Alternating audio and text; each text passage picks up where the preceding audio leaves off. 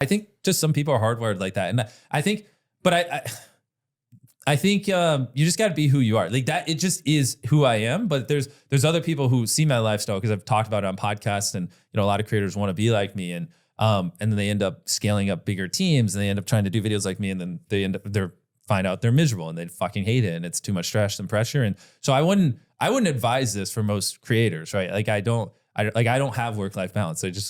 You don't work. No, yeah.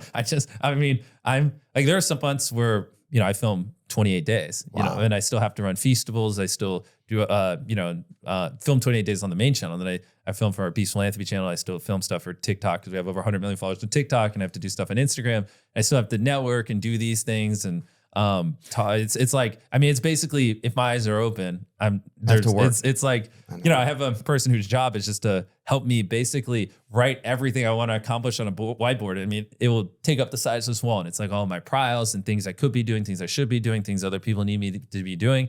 And then, we'll just go in the next 7 days, I'll circle all the things I want to do ancillary on top of what naturally I have to do.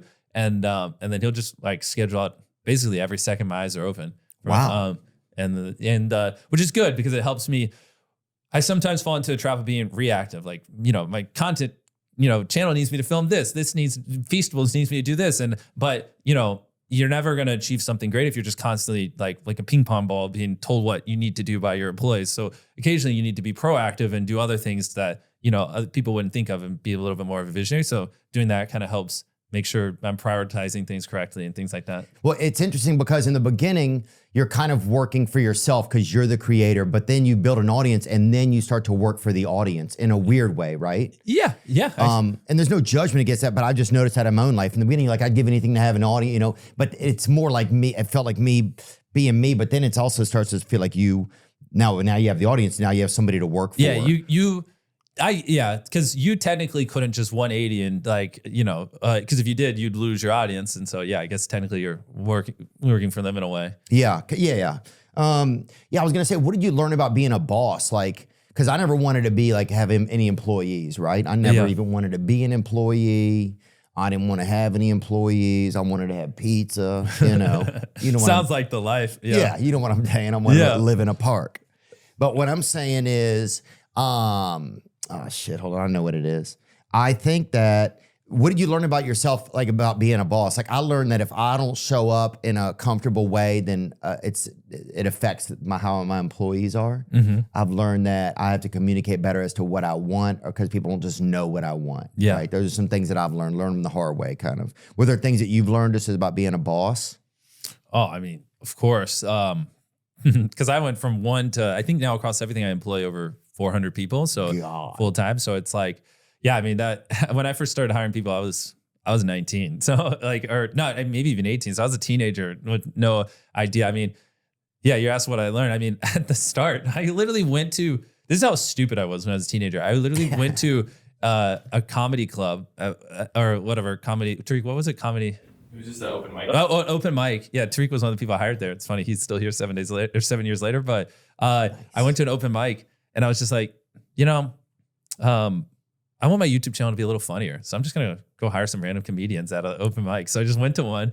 And then I just was like writing on like a notepad every time they made me laugh, the comedians. And then the ones that made me laugh the most, I just afterwards went backstage and I was just like, yo, you want a job? You want to help me make YouTube videos? And that's how I first started hiring. And then after that, I went into like my local Best Buy, like the electronics store. It's fucking stupid, but I didn't know what I was doing. Like, obviously, if you want to hire people, you should just go find production people or people with creative experience or whatever, not go into a local Best Buy. And I hired like 7 people in my local electronics store.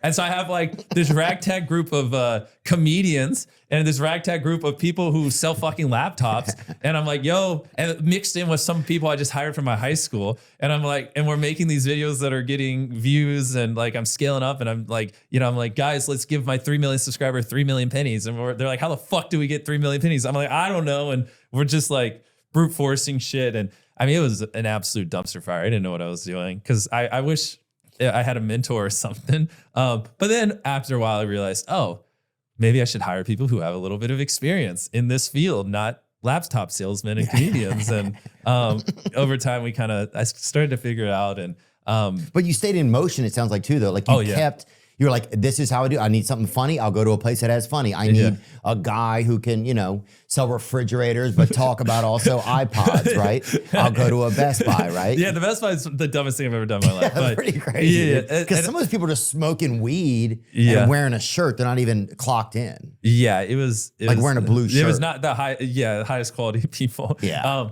One of them ended up being a convicted felon too, and I didn't even realize it when I hired him. But so I was just like, oh, you know, if Best Buy hired them, I'm sure they're fine. Yeah. I didn't realize I was supposed to do background checks when I was a teenager. Obviously, we do that now. But yeah, I mean everything. I didn't know how payroll worked or taxes. I didn't know what a CFO was or bookkeeping. So it's just like a lot. And I just had to learn it through trial and error. But we have an audience the whole time. So it's not like I can just pause things and then like go, oh, let me just get rid of all these Best Buy comedians and replace them with real people. So I have to keep filming. But these videos we're filming are videos no one's ever done before. So these are really complicated things that are constantly going wrong. Like I think back then, like 1 in 3 videos I filmed, just like I didn't like it. So I scrapped it, or it got fucked up when we were filming it or whatever, because like these were just big spectacles and we just didn't have the team for it.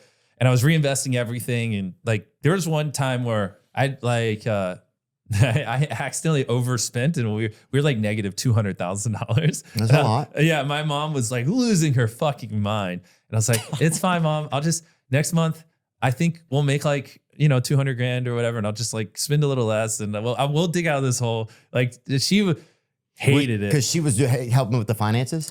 Well, but we just didn't have money growing up. And so like when I wanted to, like when I think one month we made like $100,000 and she was like very adamant. She's like, just put 20% away. Just let me build a nest egg, this and that. And I was like, no, actually I was thinking of just giving like $100,000 to Twitch streamers. I think that'd be a good video people would like.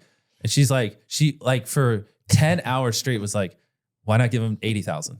It's like, because and this is where I'm a lot better at communicating now than I was back then. I was like, I mean, you're talking like, this is a guy who grew up with pimples, didn't communicate much, sat in his room and fucking worked on YouTube videos and obsessed over, you know, business and entrepreneurship where everyone else just wanted to watch South Park. And so I didn't relate to anyone. So my social skills were negative 10,000. So like, I was horrible at communicating things. So I'd just be like, and like in hindsight, it's kind of obvious, but at the time, like there's a huge language barrier between me and my mom because all that existed in this brain was make the best videos possible, you know, and she didn't fully get that. And like that was it. I was a robot. That is what I live for. And I was not a human at that time, and so I was just like, if we made 100 grand, why would I not spend the 100 grand on videos? Right. And she'd be like, put some away, and I was like, but if I put it away, I would just spend it on other videos. So why can't I just spend it on videos now? And we would just do that for hours every single day. You're like, if I put away 20 grand, you know that I'm only going to be able to make 80% of the best video I could make at that time. You know, it's just, and we're not going to do that. Why am I putting the money away? Right. I was like, Mom, to not make a good video? Yeah, exactly. I was like, Mom, my rent is like $350. The car's fine. Yeah. I was like, why do we need to put it away? And she'd just be like, and I also didn't fully realize this, but you know, she would even get trauma to like 2008 when they lost everything and went bankrupt. And so she was like, she's like, we got to save something. Yeah, exactly. But yeah, so that's what would make it intense. And I didn't fully understand it at the time either. So it would like get her to the point where she would cry because I would reinvest everything. And she just like didn't want what happened to her in 2008 to happen to me. And I just like didn't care at all. I just like, Mom, wow, trust me, videos. And so that was a thing for a very long time. But eventually she got to the point where she's like, you know what? I'll just trust you. And that's when things got great. Cause then like it helped my relationship with her a lot because she started stressing less and she just believes, you know, I got it. She's like, Jimmy, you'll figure this out. Exactly. And like Mr. Beast, Son Beast. Yeah. When shit happens, she just goes, I know you'll figure it out. I'm like, thanks. Like no need for you to cry or freak out. Like I got this. Wow. Did you ever do something nice for your mom?